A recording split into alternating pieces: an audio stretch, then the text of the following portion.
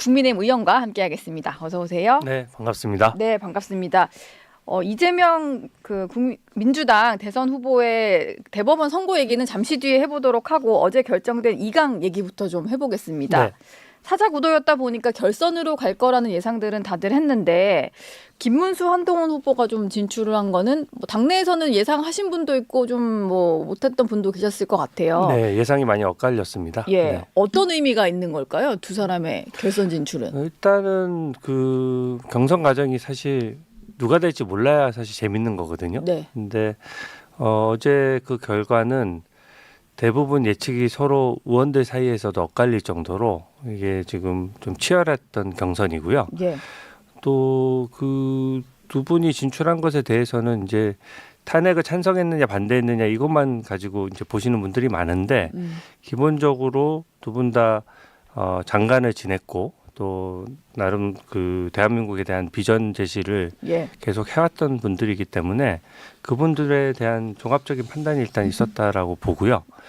그 어제는 사실은 그 홍준표 후보가 이제 되지 않고 나서 갑자기 정계 은퇴를 선언하는 바람에 네. 당에서도 굉장히 좀 충격적으로 봤습니다. 그래서 그러다 보니까 예. 오히려 스포트라이트를 홍준표 후보가 받았다라고 할까요? 그러니까 이강 후보보다 정계 은퇴가 조금 더 화제가 됐던 네. 날이긴 해요. 네네. 예. 그래서 지금은 한덕수 대행에 이제 또 출마가 임박한 것으로 관측되는 보도가 많이 나고 있고 네. 그러다 보니까 저희들도 그 앞으로의 대선 시나리오나 또 국민의힘의 최종 후보가 어떻게 될지에 대해서 지금 누구도 예측할 수 없는 상황이 돼서 네. 국민 여러분들께서 좀 끝까지 지켜봐 주셨으면 좋겠고요. 네. 또 지금은 기존 경선 과정에서 탄핵 찬성 반대 이 부분은 사실 뭐 충분히 치고받고 허심탄회하게 다 얘기했다라고 생각합니다. 네. 이제는 비전을 보여줘야 되는 때고요. 개헌 문제라든지 외교 예. 통상 문제라든지 네. 경제 문제와 관련해서 좀 새로운 비전을 좀 제시해줬으면 좋겠습니다. 지난 뭐 4명 남았을 때 토론회는 계속 뭐 찬탄반탄 공방이 조금 주였다면 오늘 또 토론회가 있는데 여기서는 좀 미래 비전 토론회로 진행이 되겠죠? 당연히 후보들도. 네. 이게 아마 4강이고 아마 예측 불가능하다 보니까 나름 예. 그 선거 캠페인이 그런 거죠. 선거 전략에 따라서 중요한 포인트를 잡아서 하는 것인데 네. 이미 4강 단계에서 그런 부분들은 충분히 논의가 됐기 때문에 이제 좀 새로운 이슈를 들고 나와서 좀 더 흥행을 해야 되지 않나 그렇게 예. 생각하고 있습니다. 알겠습니다. 이재명 민주당 대선 후보 얘기를 좀 해보겠습니다. 저희가 사실 주진우 의원을 섭외한 거는 이 선거 일정 잡히기 전이라서 네. 이런 얘기를 하게 될지는 몰랐는데 어제 갑자기 선거기일이 공지가 됐어요. 네, 어제 속보가 뜨더라고요. 예. 네. 근데 뭐 대선 후보 등록 전일 거라는 전망이 나오면서 빨라봤자 5월 8일 얘기가 나오다가 네. 그거보다 훨씬 좀 빨라진 거잖아요. 네. 이건 좀 이례적으로 신속하다라고 봐야 됩니까? 근데 또 이례적이진 않다라는 얘기를 또 이슈에서 하셔서. 저는 이제 이례적이라는 게 상대적인 거잖아요. 네. 근데 다른 사건과 놓고 보면은 이례적이죠. 하지만 이 사실은 대법원에서 지금 원칙을 지키고 있는 것이 이재명 후보가 재판을 끌어왔던 것이 정말 이례적이거든요. 원래 1년이면은 대법원 선고까지 끝났어야 맞는데 지금 네. 벌써 3년에 가까이 시간을 끌어왔고 1심이 26개월 걸렸다고. 네, 예, 맞습니다. 2년 2개월요. 네, 네. 그리고 2심도 뭐 4개월 반이 걸렸지 않습니까? 네.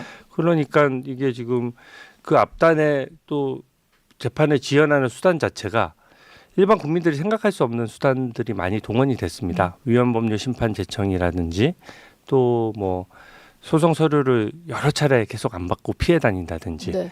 그런 것들이 동원됐기 때문에 사법부 입장에서는 이게 원칙론의 문제거든요. 이렇게 재판을 피해 다니는 사람이 이익을 보는 구도를 만들어주면 앞으로 일반 국민들에 대해서 재판을 받을 때도 같은 원칙이 적용돼야 되지 않겠습니까? 그래서 이 부분은 사법부 입장에서는 원칙을 바로 세우는 과정이라고 생각하고요. 네. 그래서 원래는 한 달에 한 번 정도 전원합의체 재판을 합니다. 하지만 공직선거법은 모든 사건에 최우선적으로 심리하도록 법에 되어 있기 때문에 그걸 지키려면 한 달에 한 번씩 그 전원합의체를 열어서 하면 그 규칙을 지키기가 쉽지 않거든요. 네. 그래서 일종의 특별 기일이죠. 두 차례 저번 주에 두 차례에 걸쳐서 전원 합의체 해부돼서 전원 합의를 한 거고요. 예.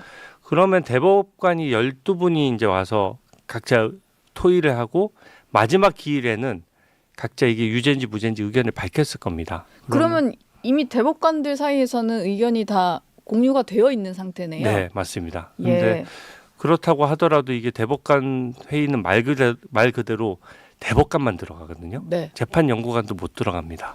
그렇기 때문에 굉장한 철통 보안을 원래 신경을 쓰는 편이고요. 네. 뭐 도감총 검사를 한다 뭐 이런 예, 기사도 예. 있더라고요. 실제로 실제 그렇습니다. 예. 그래서 12명의 재판관들은 뭐 다 30년씩 재판을 하신 분들이어서 네. 그런 보안은 몸에 배어 있거든요. 그래서 지금으로서는 결과를 예단하기는 어렵고 네. 대신에 선고한 기일을 잡은 것은 이례적이지 않고 원칙을 지키려는 모습이다. 저는 그렇게 보고 있습니다. 오히려 그 633 얘기를 했었는데 네. 원칙을 지키기 위해서 절차대로 좀 진행을 한 것이다. 네. 여기서 좀 잠깐 질문인데요. 지금 말씀하신 거 보면은 철통 보안 속에 진행이 되는데 박지원 민주당 의원은 자꾸 정통한 소식통 발의라고 하면서 무죄가 나올 거다 이런 얘기 하시잖아요. 네. 이게 뭐 여러 가지 뭐 그전에 뭐 관례나 이런 걸 보고 추측은 할 수 있는데 소식통 발로 이렇게 무죄를 확신하는 건 그럼 좀 사실 말이 안 되는 거네요. 네. 새어 나오기가 힘든 거면. 절차상으로 좀 잘못된 말입니다. 왜냐하면 저도 그 보도를 봤거든요. 예.